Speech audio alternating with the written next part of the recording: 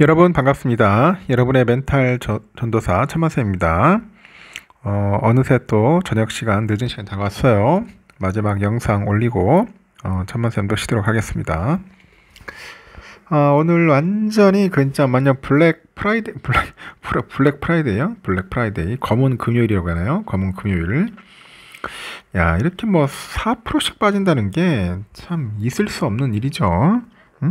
무슨 뭐 경제 대공황도 아니고 지금까지 탄탄하게 잘 받쳐서 올라왔는데 나름대로 한 방에 그냥 훅 보내버렸습니다. 제가 전 시간에 얘기했지만은 왜 세법을 가지고 왜 장난질을 하는지 모르겠어요. 진짜 장난질하는 완전 개수작도 아니고 왜 이런 일들이 발생을 해야 하는지, 그리고 왜 또 개미들이 또 피해를 봐야 하는지 난 도저히 이해가 안 가는 거야. 응? 아니 코스피 5천까지 만들겠다고 했으면은 그 밑에 있는 놈들은 어떻게 쓰든지 5천 갈 수 있도록 만들어줘야 할 거 아니야. 응? 그런 환경 분위기를 만들어줘야 하는데 이 세법 이상을 가져와 가지고 돈을 더 뜯는 거예요 결국은. 응? 뭐 거래세 더 늘리겠다. 참 대주주 양도세 관련해 가지고 낮추겠다. 또 뭐 있어요? 또 여러 가지 있지 않습니까? 지금 한 세 가지가 아주 중요한 것 같은데. 그리고 배당 분리과세. 왜 이렇게 복잡해? 배당 분리과세가. 응? 완전 특정 종목들 그 몇 종목 위에는 없어. 예를 들어 삼성전자, 하이닉스 배당 많이 받으면은 배당 분리과세 해주면 될 걸 가지고 응? 해당이 안 돼. 삼성전자나 하이닉스가 들어가지가 않아요. 아니 국민주잖아. 국민주 최소한 국민주는 해줄 거 아니야. 국민주 가지고 있는 사람들 국민주가 얼마나 많습니까? 그런 기업들을 어떻게든지 가지고 있는 우리 국민들, 우리 소액주주들한테 어느 정도 조금이라도 혜택을 주는 게 맞지 않는가 하는 생각이 듭니다. 진짜 보면은 어디 돌대가리들만 모아놓고 하는 건지 난 도저히 이해가 안 가요. 뭐 그렇게 이제 세법 개정 가지고 장난질을 하고 관세도 이 관세도 진짜 내가 보면은 참 어처구니 없습니다. 응? 뭐 25에서 15 다 준 게 아니지. 중요한 게 아니라 원래 우리나라는 여러분 아시다시피 FTA 국가이기 때문에 빵 프로야, 빵 프로. 응? 관세가 없는 나라였어요, 미국에. 없는 나라가 15%가 된 겁니다. 15%가 된 거예요. 얼마나 열받겠습니다, 진짜. 우리 기업들. 응?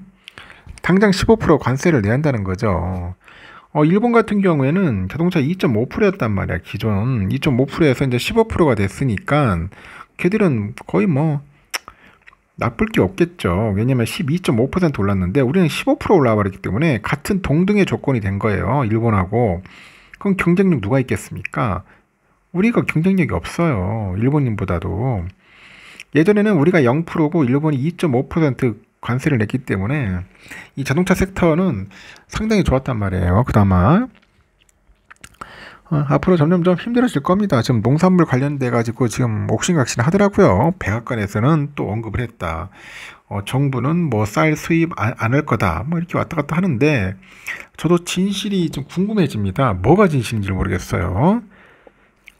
그 백악관 그 대변인 여자애 있잖아요. 레빗이 얘기하는 거 보니까 또 쌀이 나오는 거야. 응? 근데 우리나라 그 뭐야 그 관료는 얘기하는 거 보니까 뭐 쌀 수입은 안 하기로 했다. 하여튼 참 나중에 시간이 되면 이제 밝혀지겠죠. 하여튼 관세 협상을 할 때는 최소한 유리한 방향을 잘 해야 합니다. 전략적으로. 대가리가 깨지는 한이 있어도 그런 정신을 갖고 해야죠. 잘못하면 나라 팔아먹는 꼴 생기겠습니다. 이 무슨 진짜 잘못되면은 가서 활보를 하더라도 확실하게 해야 돼. 안 하면 나라 망합니다, 진짜. 경쟁이 안 되고 수출이 안 되고 하면은 국가 기반산업 무너지기 시작하면은 진짜 왜 굉장히 힘들어진다고요. 힘들어지고 요즘 보니까 노란 봉투법, 뭐 방송 3법 나오던데 이 노란 봉투법도 아주 골 때리더라고. 응? 다 누구나 너나 나나 노동자고 땀 흘리는 사람인데 적당하게 해야지 적당하게. 응? 이 노란봉투법 되면은 과연 어떤 놈이 그 기업 운영하려고 했습니까? 대한민국에서 차라리 그냥 저기 동남아나 중동 가서 하든지 차라리 미국 가서 하는 게 낫겠어요. 응? 왜 이런 자꾸 이상한 법을 만들어가지고 점점점 경기를 힘들게 하는 거죠. 경제를 힘들게 하는 것 같습니다. 경영인들, 특히 경영인들, 뭐, 기업 오너들도 자꾸 잃어버리면은 기업 운영을 안 하려고 한다고. 그럼 자꾸 일자리가 없어집니다. 일자리 자꾸 없어지면 누구나 일을 하고 싶은데 일을 할 수가 없잖아. 일도 할 수도 없고. 좋은 양질 일자리 다 뺏기고. 다 미국 건너가는 거죠. 미국 가면 무관세라는데, 어떤 누구가 나타나가지고, 대한민국에서 사업을 하려고 하겠냐는 거죠. 너무 기업도 조지려면은 적당하게 조지면서 기업한테도 뭔가 당근을 줘야지. 당근도 안 주고 막 채찍질만 하려면은 나라 망하게 생겼습니다. 이거는 제가 볼 때는 뭐 이념의 문제가 아닙니다, 여러분. 뭐 민주당, 국힘당 누가 잘했냐 뭐냐 그런 게 중요한 게 아니고 나라를 진짜 사랑하는 마음에서 이 얘기를 하는 거예요. 나라가 잘 돼야지 않겠어요. 지금 가뜩이나 요즘 AI 시대에 자꾸 뒤처지는데 중국에도 엄청나게 뒤쫓아오고 있잖아요. 반도체도 그렇고 이 로봇도 그렇고 지금 뭐 2차 전지 같은 거 보세요. 안 돼. 중국 애들한테 너무 치고 들어오니까 이제 뭐 우리가 할 수 있는 게 없어. 제대로 할 수 있는 게 그나마 우리가 머리로서 뭐고 잘 살아왔는데 이제 뭐 어떤 걸 잘 해가지고 수출을 해서 우리의 미래를 보장할 수 있느냐는 거죠. 점점점 힘들어집니다. 점점 힘들어지고 있고 저렇게 미국은 쪼고 있고 그래서 중요한 건 윗사람들이 외교를 잘해야 한단 말이야. 이 외교 개판 치면은 나라 골로 갑니다. 진짜 말 그대로 구한말 가는 거야. 구한말. 구한말 가가지고 그때 참 나라 말아먹었잖아요. 결국은 제대로 못해가지고 제대로 대응을 했어야 하는데 참 그래서 저는 항상 늘 얘기하는 게 정치인들, 관료들, 대통령 정신 똑바로 차리고 해야지 안 하면은 진짜 나라는 한순간에 골로 갈 수 있습니다. 상호관세 협상협회가 가시지 않았는데 세제 개편안에 대한 실망감이 커져가지고 오늘은 코스피가 거의 4% 정도 빠졌어요. 그래서 126.03포인트 내려서 3119.41의 거래를 마쳤고 개인들이 오늘 1조 6319억을 샀습니다. 자꾸 파니까 살 수밖에 없잖아요. 외국인들 7,109억, 기관애들 1조 716억 팔아치웠습니다. 코스피가 이제 3% 넘게 하락한 거는 트럼프 미국 대통령이 25% 상호관세 부과를 발표한 이 4월 7일 이후 처음입니다. 그때는 그 상호관세를 부과한다 해서 그런 이벤트가 있었는데 지금 아무것도 없는데 쓸데없는 그런 세법 개정안 가지고 진짜 욕 나오네요 진짜. 하여튼 엉뚱한 짓을 하니까 이렇게 된 겁니다. 투심이 꺾여버린 거예요 결국. 코스닥도 엄청나게 빠졌잖아요. 4.03% 772.79입니다.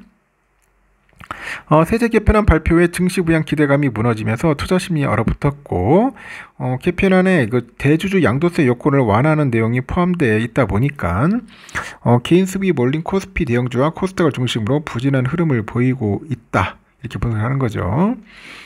삼성도 3.5%나 빠졌습니다. 68,900원이야. 잘 가던 삼성전자 결국은 투신 꺾여버렸잖아요. 다시 6만전자 만들어놨어. 이게 누구 잘못이야? 이거 정부 잘못이에요. 제가 볼 때는 정부하고 이 국회의원들 잘못입니다.